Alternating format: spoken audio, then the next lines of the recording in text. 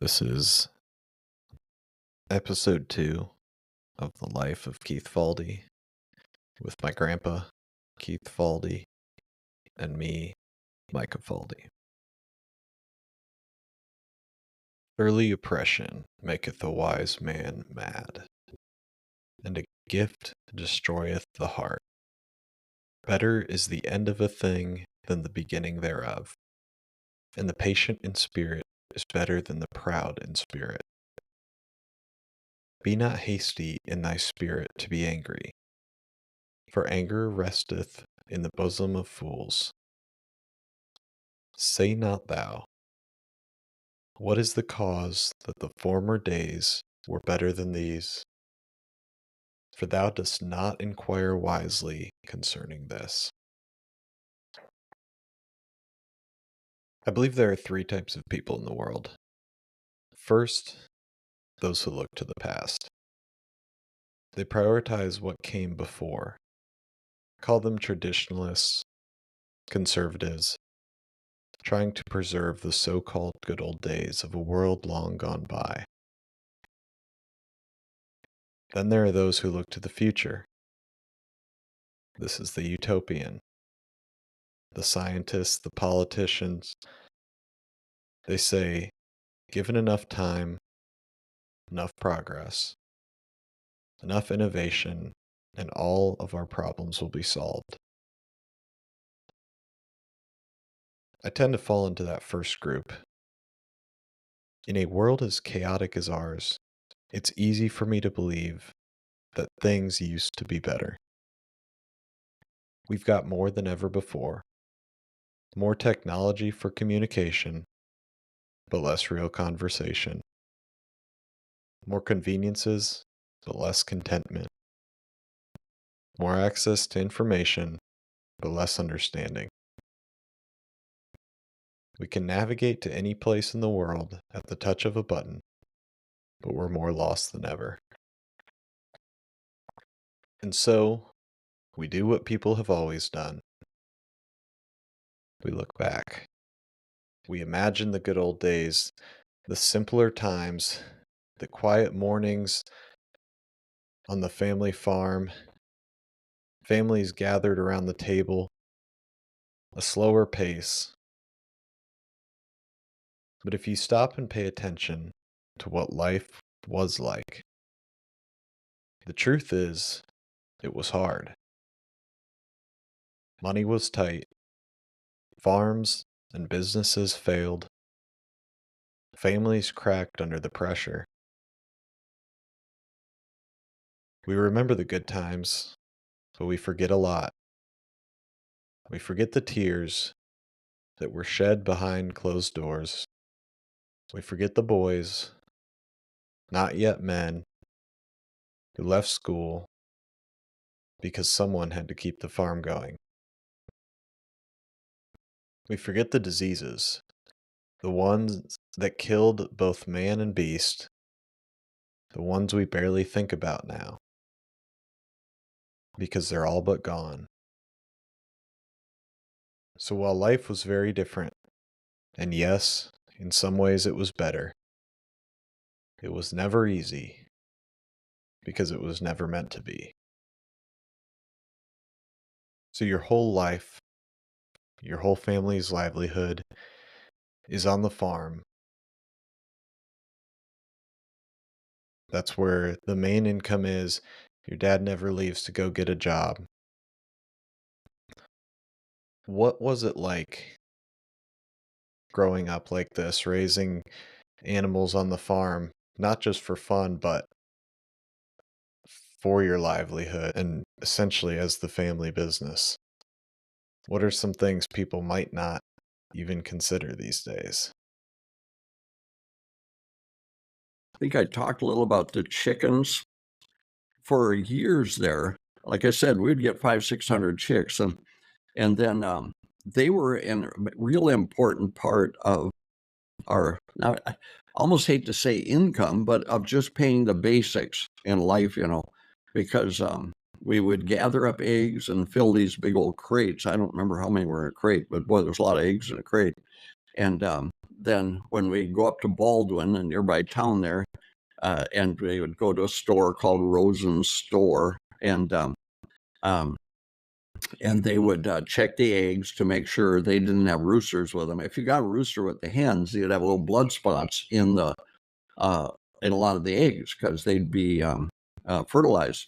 And but you didn't want that, so you never kept any roosters around when you had you're selling eggs. We had to wash them and have them all clean, take them, and then they would pay us for the eggs, and then we'd buy groceries and some feed and whatever we needed to, and go home.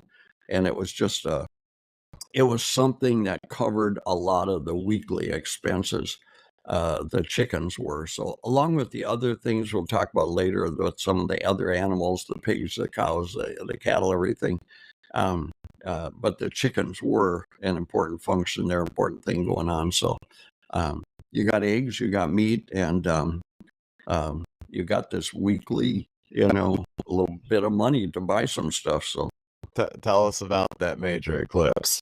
yeah, I don't remember. I'm guessing I was about 11-ish somewhere, and we had one summer day a pretty much total, if not total, eclipse of the sun that happened about 10, 11 o'clock, I don't know, in the morning, something like that.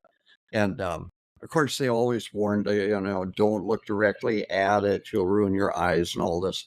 But my mom had a lot of she took a lot of pictures on an old camera, and you had these old negatives, and they said if you piled up several of those, you could look through them at the eclipse. Well, you didn't have much of a view through several of them, but anyway. So, but out in the morning, the moon started going in front of the sun, and it started to get, duskier and everything. And I remember being outside, and the chickens were all walking around like, what in the world's going on, and they all looking confused. And and then as it got a little bit darker, they all just started heading for the chicken coop. And they went in and climbed up on the roofs and everything like it was night. It was like 10 or 11 in the morning. And we thought that was so funny. And then, and of course, the eclipse ended, and it got brighter again. And all the chickens came wandering out like, what just happened, and went back to scratching and pecking and eating and carrying on life. So, yeah, that was, we witnessed a pretty funny thing in the other. So chickens are the basics covering your weekly expenses. What other sources of income did you have throughout the years on the farm? My dad and my uncle there had a really good herd of Holstein cows back when I was born. And I don't know exactly when it was, but one time the hauler, the person that came and got the milk, I'd go in these 10-gallon milk cans. He told my dad that they had 3 times as much milk as anybody else on his whole route. They had and they had a good herd, and they were real successful at it. So they were making good money off those milk cows. And that was still going on true there when I was born, but somewhere back there in probably, it might have been the late 40s, but I think it was right at the beginning of the 50s or into the 50s a little bit. They had 2 huge setbacks with the cows that kind of just tanked that whole thing. One was something called prussic acid poisoning, which my dad didn't know anything about there. But one summer, late in the summer, they had harvested all the grain, the oats, off a field. And of course, there's always some that falls on the ground out there from the combines and stuff. And these oats that had fallen on the ground, the rains came and the weather was nice, and it all shot up to a lot of shoots, that were all grown up, several inches, and looked beautiful out there. And So him and my dad, my Uncle Floyd, they were like, okay, we got to turn the cows out on here. This is going to really help our milk production for a while and everything. But when they decided to turn them out, they had had a hard frost and it had killed these shoots, but they hadn't dried up yet. And that was the key thing there. They turned the cows out there and they got so sick, and a number of them just died. And they figured out then afterwards, I don't know, through a vet or whatever, that they got something called prussic acid poisoning, which they found out it's fine to pasture all of that after a hard freeze, but you have to let it dry out first. And if you put cattle on there after it's frozen hard, but it hasn't dried out, it develops this stuff called prussic acid. I don't know if that's somewhat equivalent to like lactic acid building up in your muscles and make them real sore or something. I don't know, but it's a natural process thing.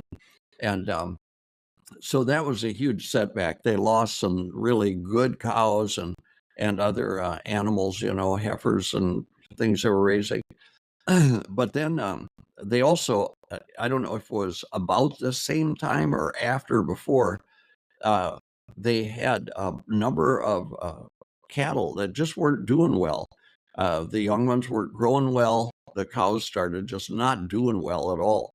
And uh, when they had the vet out looking at them and everything, and he couldn't figure out what was wrong, and they tried different stuff.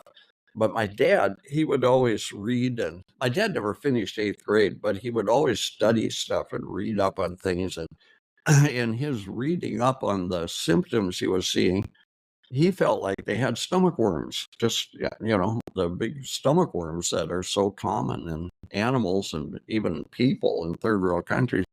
But the vet just insisted, no, it can't be that. He said, it's too cold here. We don't have any stomach worms this far north. And he insisted that, but then when one of them died one day, my dad cut it open and to look inside. And he saw the stomach was just full of big worms, uh, terrible infestation. And so that really set them back. They got worm medicine and everything there. So that was a big setback too. So between those two major setbacks there, it really knocked down the milk herd. And then in the early 50s there, I think that I'm guessing, but this is just, I know, guessing and putting two and two together, that kind of discouraged my uncle quite a bit, from farming, because it was just a few years after that he moved away up to Minneapolis and got a job and lived there the rest of his life and left the farm. But I'm quite sure that was a big factor there. And also, he got married back then. His wife was from up there, and she had a lot of family, and her family was really close, and they just really enjoyed her family and stuff too. So, but then when he left, see, we had moved down to our house in like 51, and so we'd taken care of all the hogs. We have several hundred pigs down there actually. And Floyd was taking care of the cattle up on my grandma's farm. But when he left, then my dad just sold off most of the cattle that were left, kept a couple of cows just for us to give milk and stuff down at our house, which we had around for several years. And but that was like in 54 or 55, it was right in that time. I think it was 54 when Floyd left. And so that kind of ended the whole cow thing. The chickens were, just an ongoing day by day thing, or week by week, but the cows were at one point, the big source of income. But that kind of went downhill, downhill, downhill. But so then when my dad sold off the rest of those cows, he bought out my uncle, and so we had to make a loan at what's called the Federal Land Bank, which still exists today. It writes loans to farmers, and you could make your payments any way you wanted to. We had a payment once a year to them in the fall, and that's another story that come up later, I guess, too. But uh, we started increasing the pig herd a lot. My dad started keeping a lot more sows. So there in the early 50s, um, we had a lot of pigs. Like, we'd have 300 or more pigs. And so we were shipping out truckloads of pigs, and that was going pretty good. Uh, there through a lot of the 50s. Um, uh, there, and I mentioned before about a big part of our chores was checking on the pigs, taking care of the pigs, the electric wires, everything. I one thing that I remember, as far as memories go, one time I had mentioned this before. We had the electric fencer was in the garage, and we had a wire kind of hanging up, I don't know, 4 feet or something off the ground, heading out to the wires around the hog pen that was carrying the electricity out there. And one time I was walking along and it was muddy, so I was well grounded walking in the wet mud, and I stood up right under that wire, and it hit me right across the top of the head. And I one of the worst shocks I ever got in my life. I thought I was going to pass out. I was only like, I don't know, 10 years old or somewhere around that. But yeah, I remembered that for, um, but then, and with the pigs then too, as we got on there to the later part of the 50s, probably 58, 59, uh, when I was about 13, I think, the pigs started not growing good and really not doing well at all. And we couldn't figure out, we would worm them with stomach wormer and stuff regularly and take care of them in a lot of things, but there was something going on. And so I think I was quite sure I was 13. Leon was 15 at the time because he had started high school. I was still in grade school. And, but we took a couple of young pigs that were sort of, partly grown. And we got the county extension agent to take those to their testing facility. And Leon and I remember going along, and they killed the pigs and did autopsies and went through them. And they found they were infected with lungworms for one, and a condition called atrophic rhinitis, which affected the bone structure, their head all around from their nose going back, and both of these were like there was just nothing you could do for them really.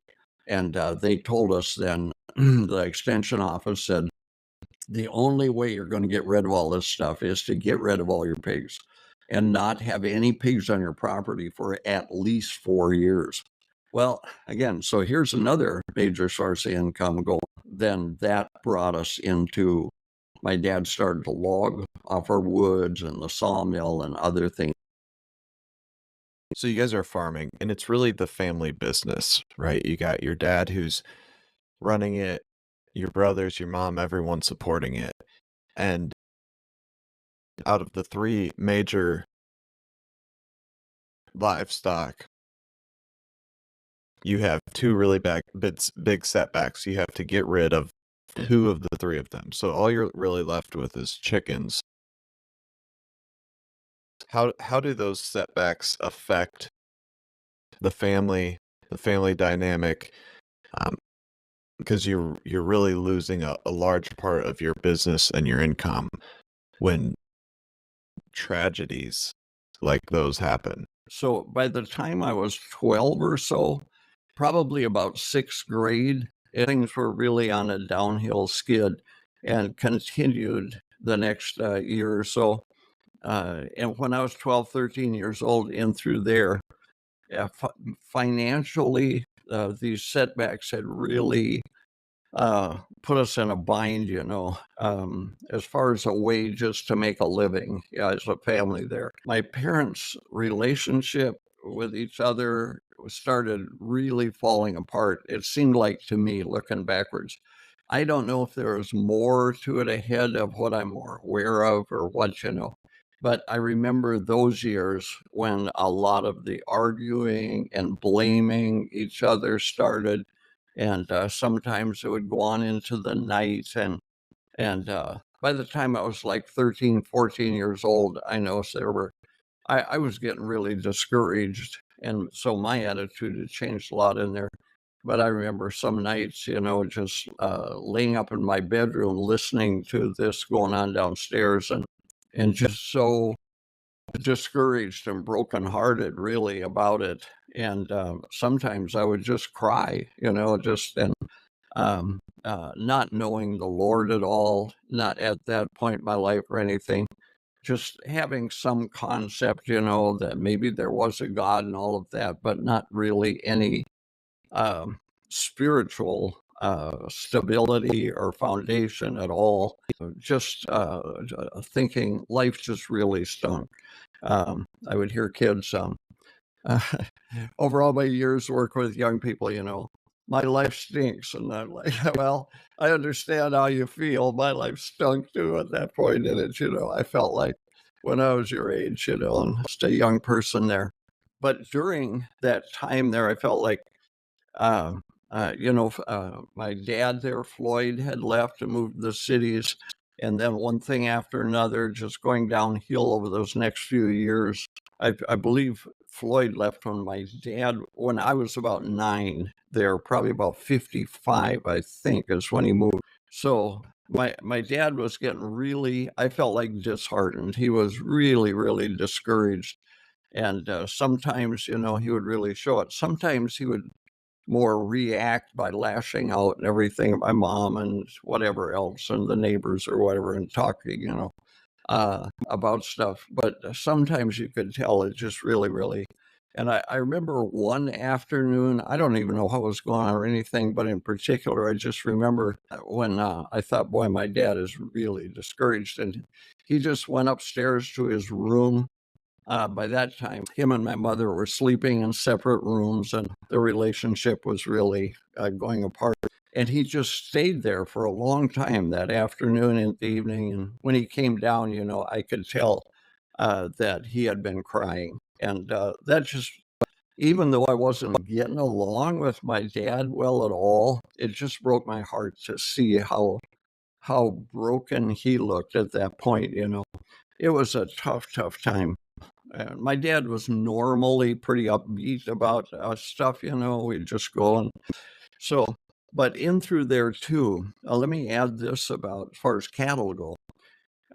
We had started then, after we had to get rid of the pigs, buying feeder cattle in the fall, usually, and then feeding them through the winter and pasturing them in the summer and feeding them some and then selling them again.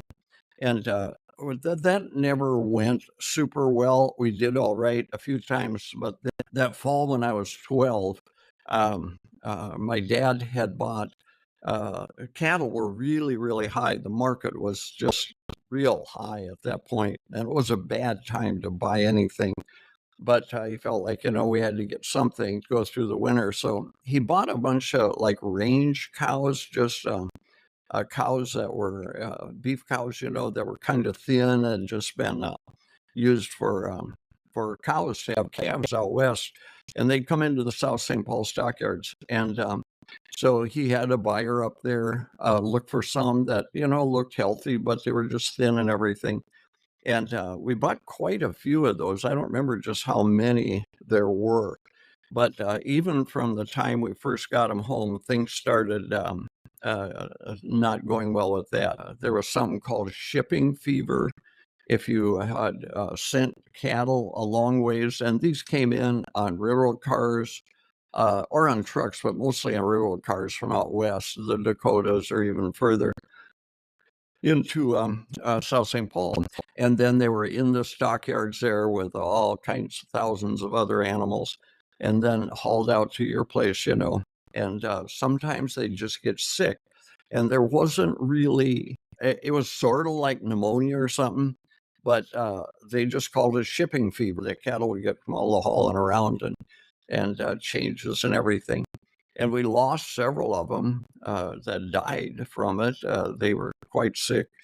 And that winter then, we we had put up a lot of hay, and we'd also chopped up a lot of corn stalks from our corn and piled them up there in the barn because you could feed those, chopped up to the cattle during the winter.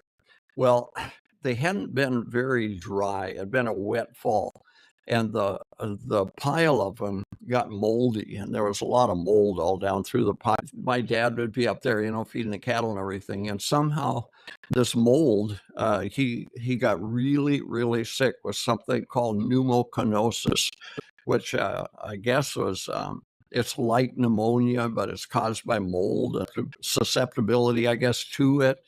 But he got really sick, and he started going to the doctor, and he was just coughing his lungs out and everything. And well, the doctor wanted to put him in the hospital, but he said, "No way, I'm not going to the hospital." And so the doctor finally said, "Well, the only way I'm going to let you go home is, you cannot go out working. You can't get around this moldy stuff anymore. And you've just got to rest and do what I tell you to." And I remember him coming home several times from doctor visits when he'd get shots of penicillin and everything. And our driveway it wasn't even 100 feet from where you stop the car to walk over to the house. But it was just a chore.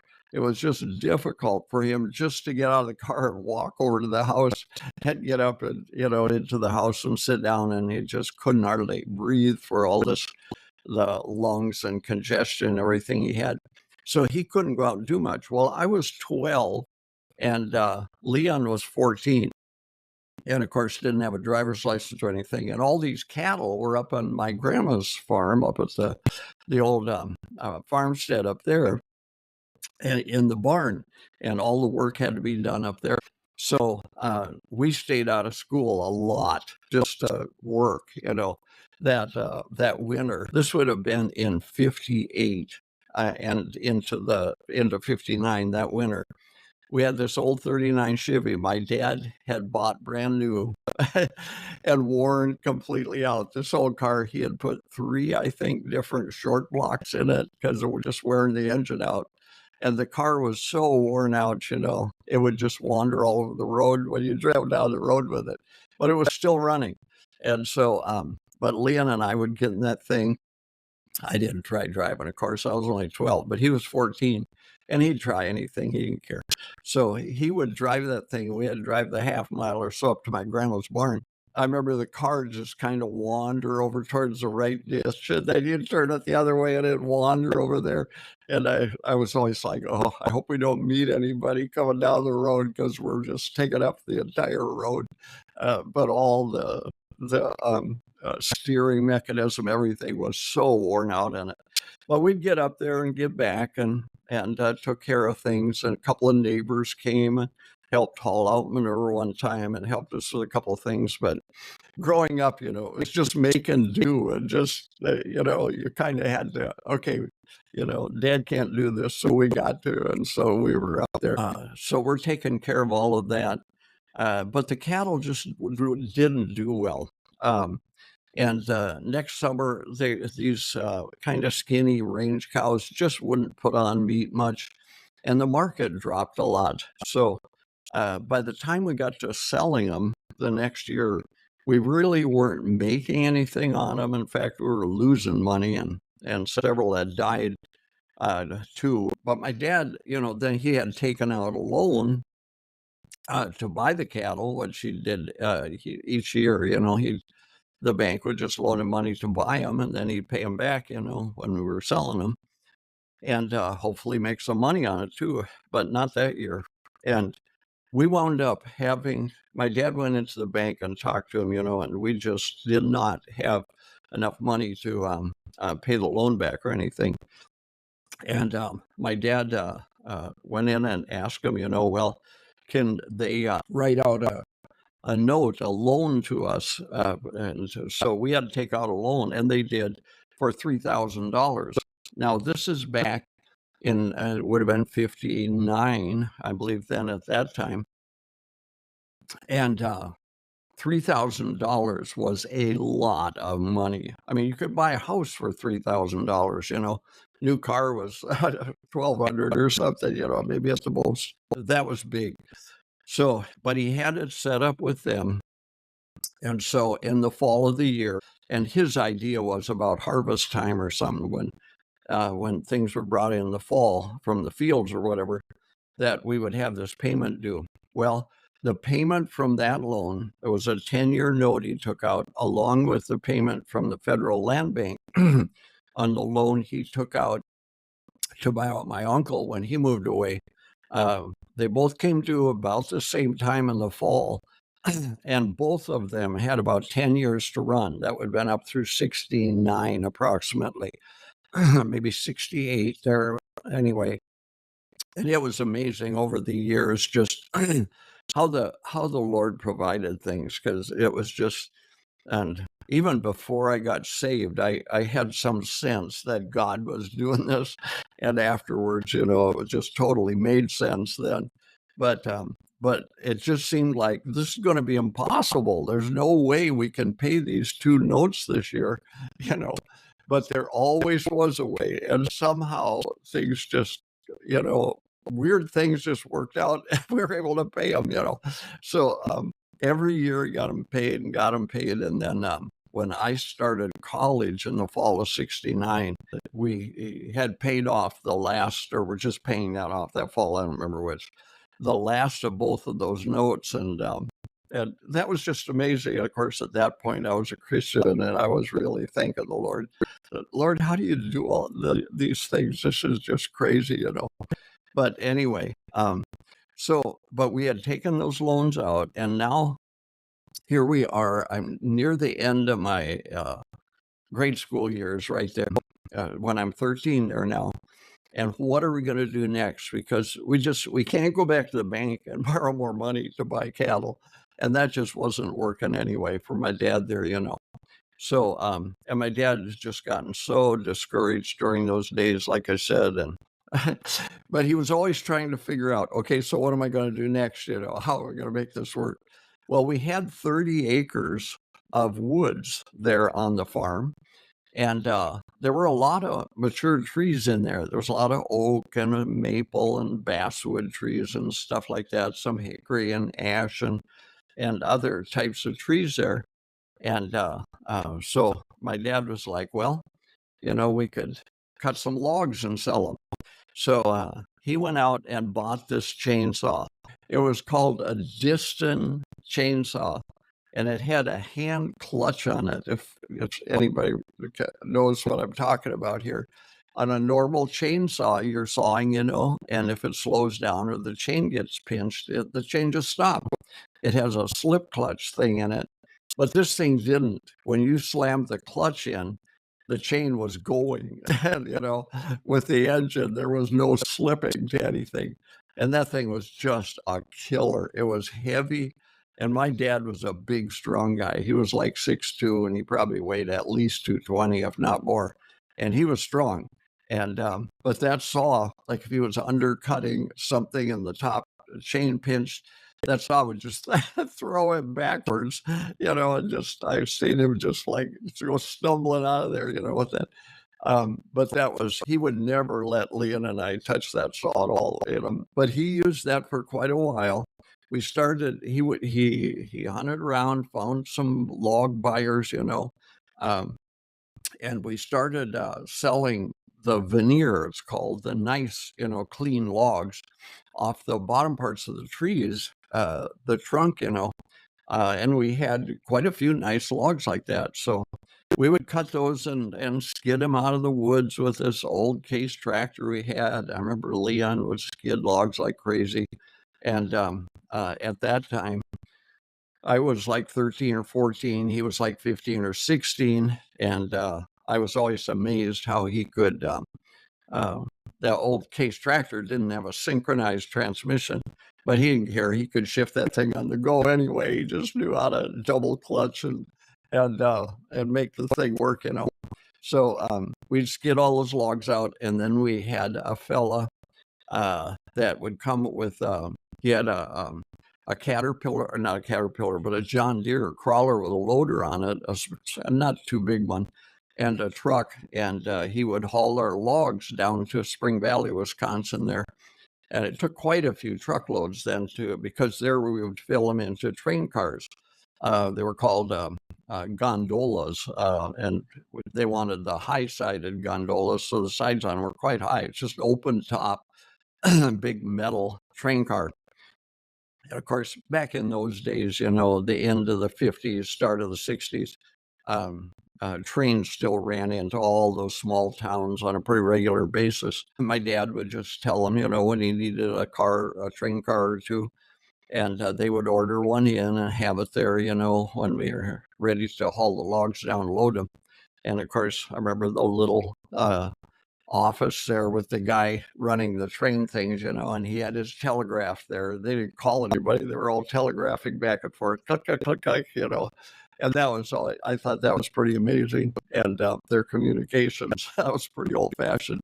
And so, but we would load those cars and ship them off. And so there, as long as we had the veneer logs, then we had some income there for a while, and that wasn't too bad. And of course, when my dad, anybody would be this way, but with my dad then, when he found something to make things work with, get a little income, get going, stay busy working, something he could do, he was quite a lot more encouraged than, but the relationship between him and my mom was still just really bad, and just didn't get any better for years and years. Till eventually later on it did, but it was before my mom died. But anyway, so we were working that, but then the veneer logs started running out. So what are we going to do next? Well, then we had all these logs that had limbs on them, that had knots in them and things you couldn't sell for veneer. Veneer is like where it's peeled off and used to, like oak veneer would make oak plywood, and the surfacing on it and everything, and maple, maple surfaced plywood and stuff like that. What they did with those nice logs, but these others, they couldn't use them. So what'd you do with those? So then my dad, he had a friend that had a scrap yard and just kind of dealt with old stuff, and he had the parts for kind of a small old sawmill, the blade and the arbor for the main shaft and a few other things, and the parts for the carriage that hauls the log and rolls back and forth, where you cut the boards off and stuff. And so he got this, he bought this from him and got some old timber somewhere or another. I don't even remember how in the world we came up with some of that stuff. So, but we bolted together these old, I think they were bridge timbers, old treated pine timbers out of Minneapolis or something. And then some things about the sawmill he didn't really have, and so he just had to kind of figure out what to do. I remember he was trying to figure out, okay, how can we make a track and wheels that'll follow it accurately, because you had to saw the lumber, pretty accurate, so it had to be solid on there. So he took, as I remember it, he took some of the pulleys off the old manure carrier out of the barn that were rounded, and they just fit on like an inch or inch and a quarter, maybe inch, I think it was, pipe, like a well pipe type thing. And so he'd make these tracks out of this pipe, and the wheels ran on that. One side was just flat wheels running on a flat surface, but the other side had to be accurate. So he got that thing fixed up pretty accurate. And You mentioned you used the transmission of a Model T, is that correct? yeah, on that old sawmill, the very first drive on it was just a couple of pulleys that you had to push against to do one thing, and then you pulled back into this belt to go the other direction. But then, fairly shortly after that, my dad had gotten hold of this Model T transmission, and we mounted that thing down there. And I don't even know how in the world, I can't even tell you how this worked, but somehow or another, you could hook a lever up to that and you could push the lever one way and it would go in low, and pull it the other way and go in reverse. And so, and that was hooked up to the cable that ran the carriage that pulled the on a drum, it was wrapped onto that pulled the thing back and forth.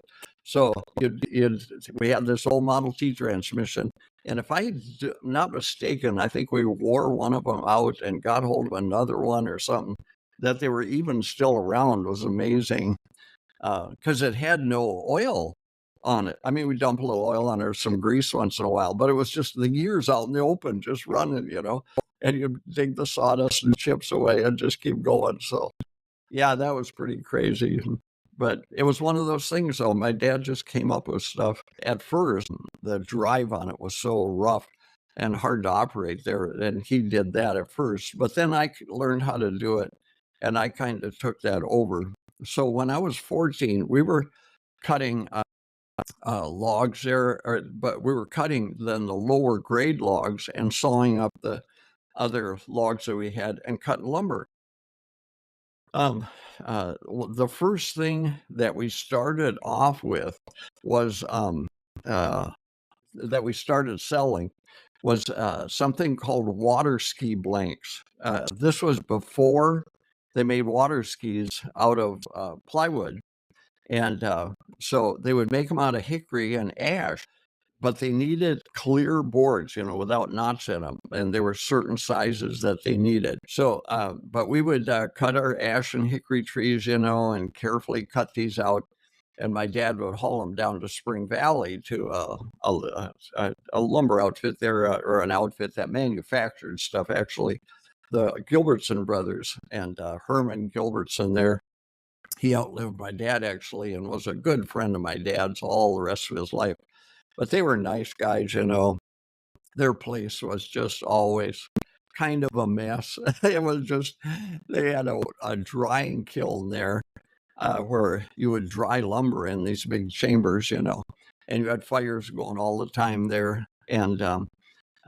And since that it was pretty not cleaned up and stuff around there, they had a lot of fires got started there.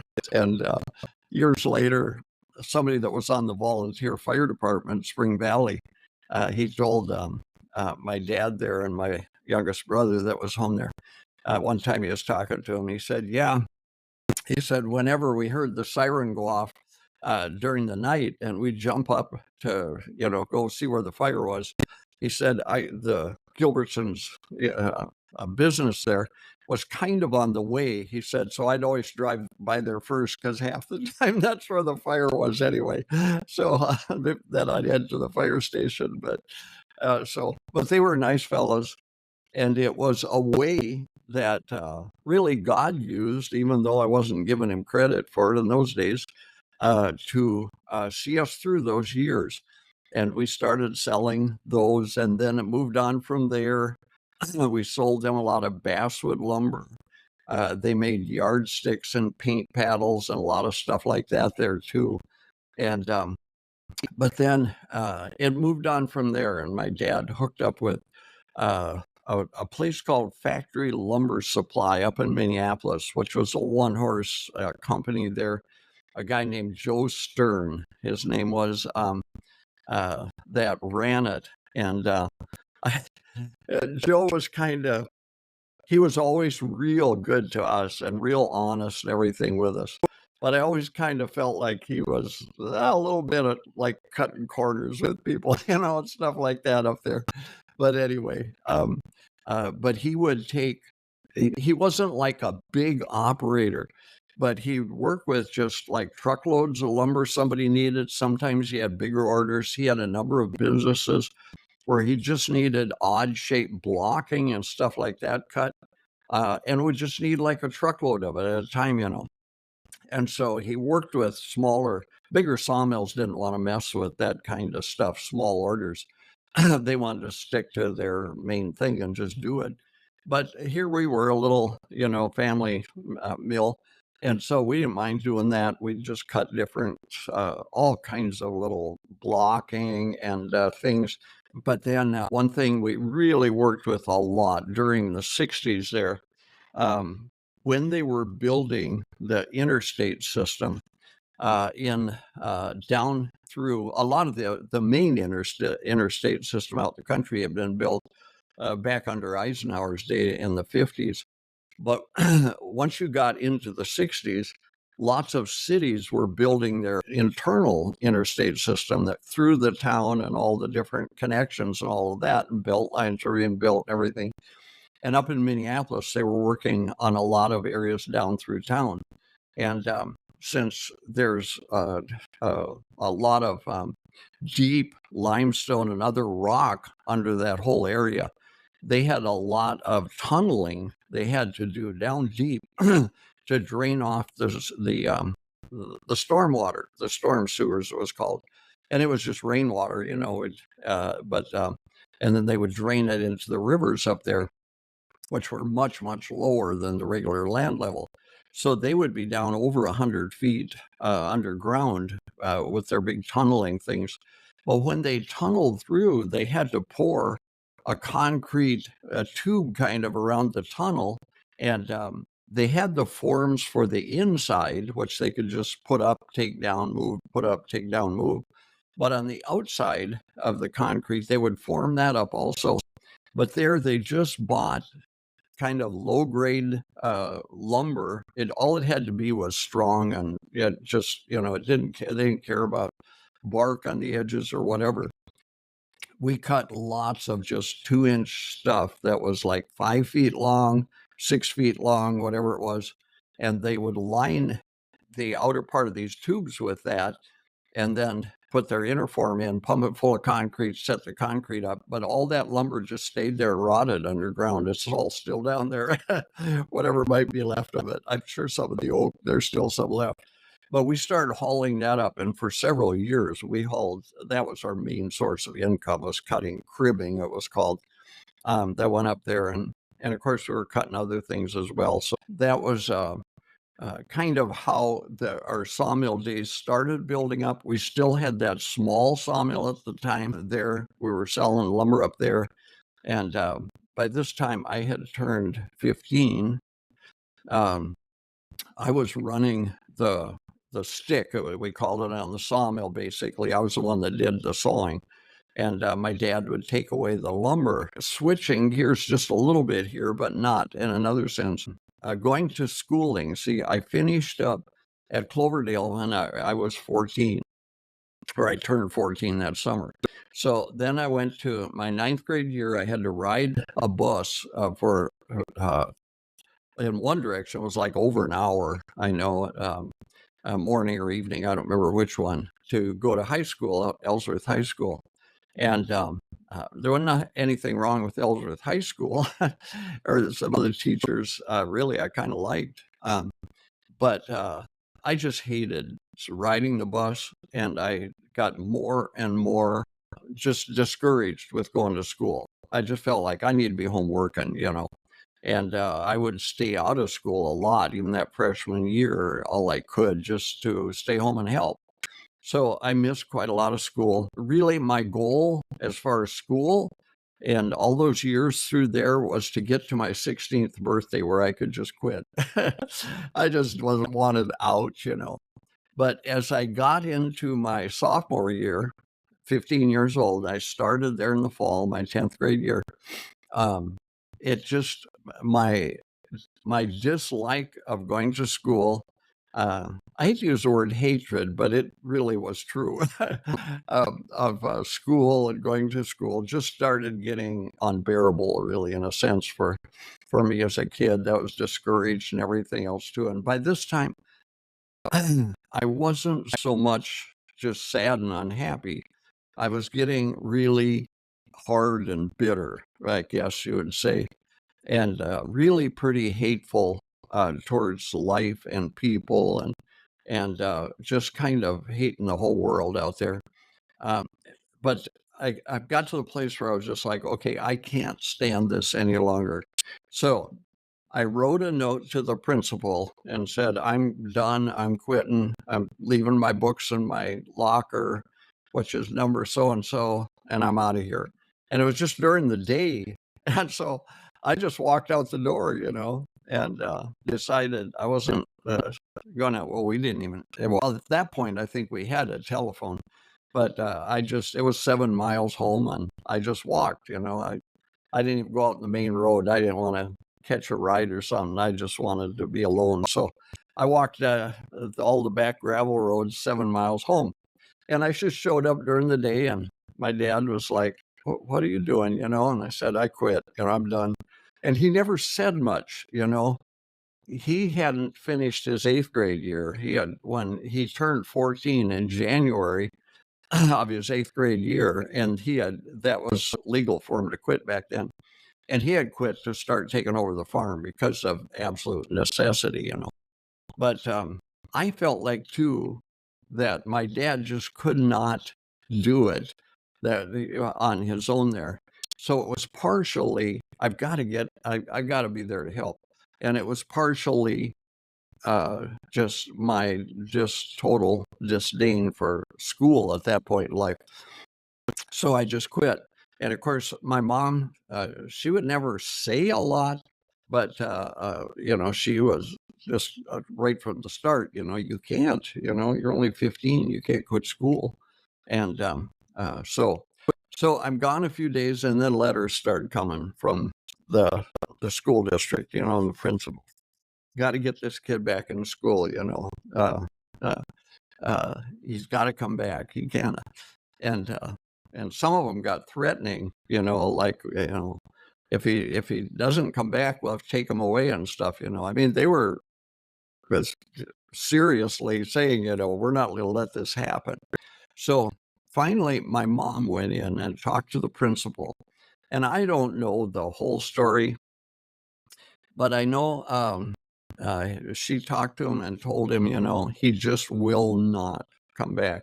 He will not go back to school, and I don't know what to do about it.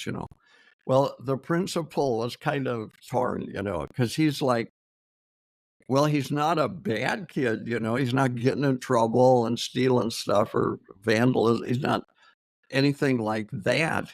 He just won't come back to school. And so the principal told my mom, he said, well, there's an old law on the Wisconsin statutes that I know about, but I've never used it. Don't know anybody that has, for years and years. But that said that if for farm kids, farm boys, if you were needed at home, the family absolutely needed you, they could allow you to leave school at 14. That was still on the books for where my dad, had left school back in his day. And so the principal said, I don't want to use this.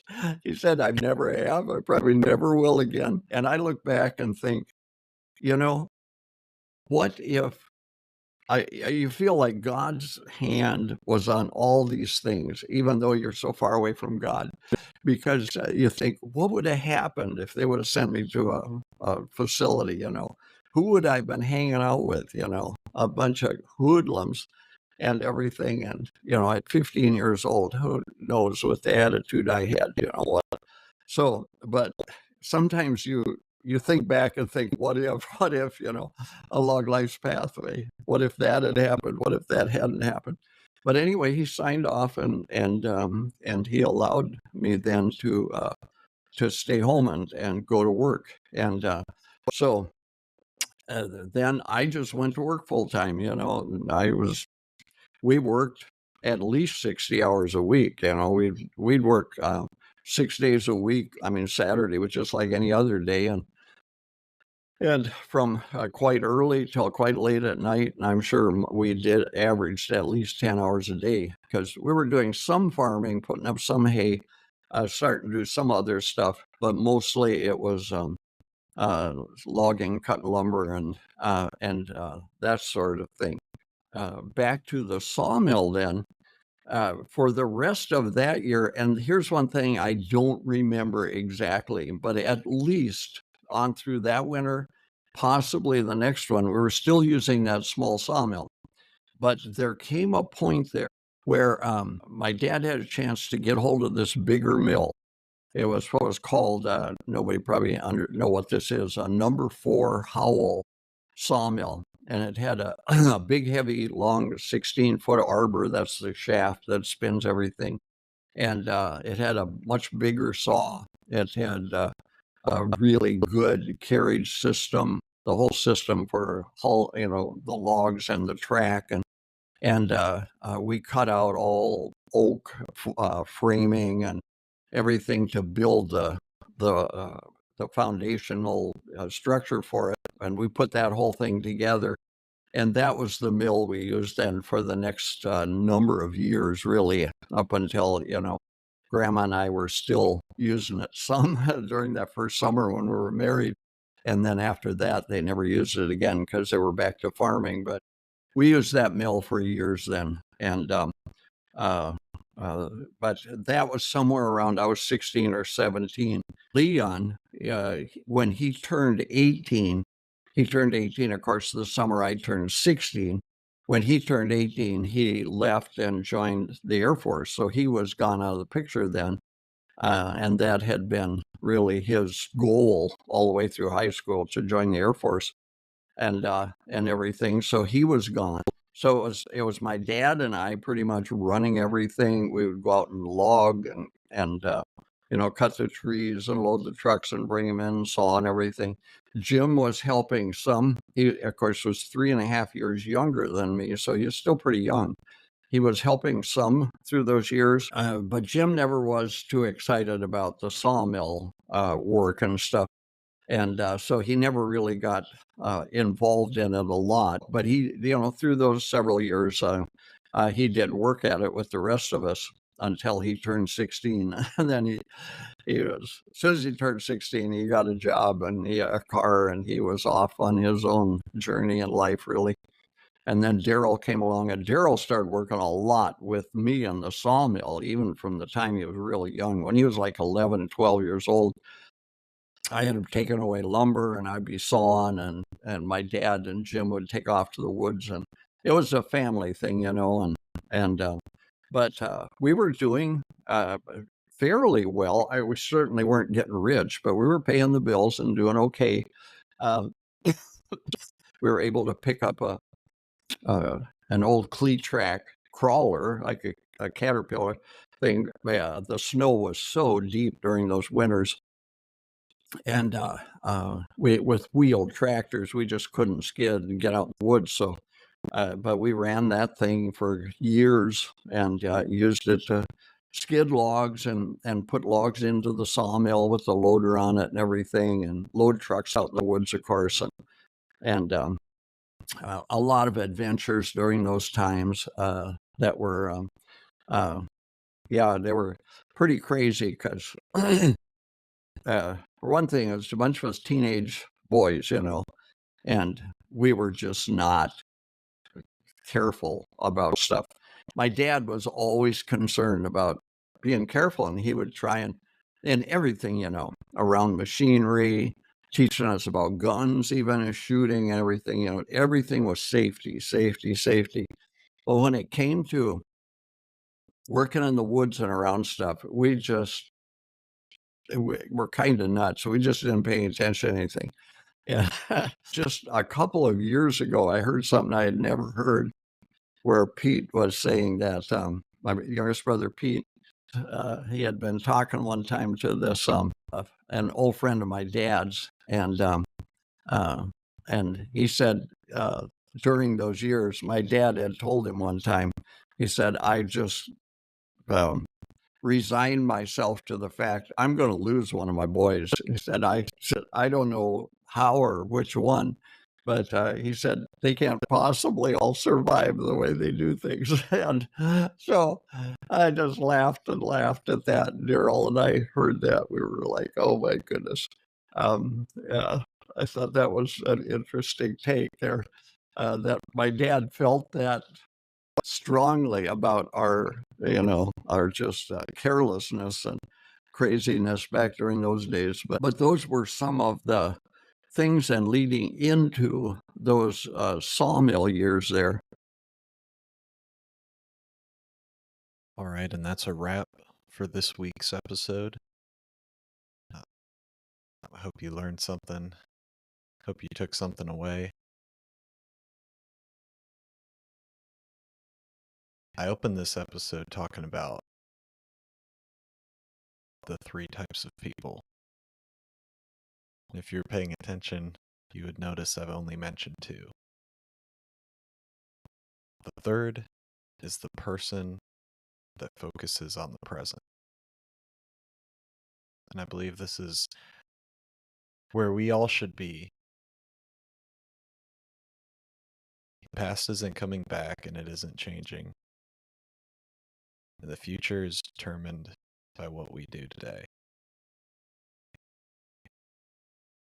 We'll be talking about that more in the next coming weeks of this podcast as they're released. And I hope you'll keep listening and keep learning.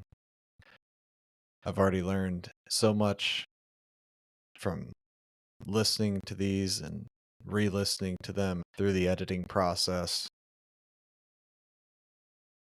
So I hope you'll continue to listen and take in all of these lessons from a long and fruitful life.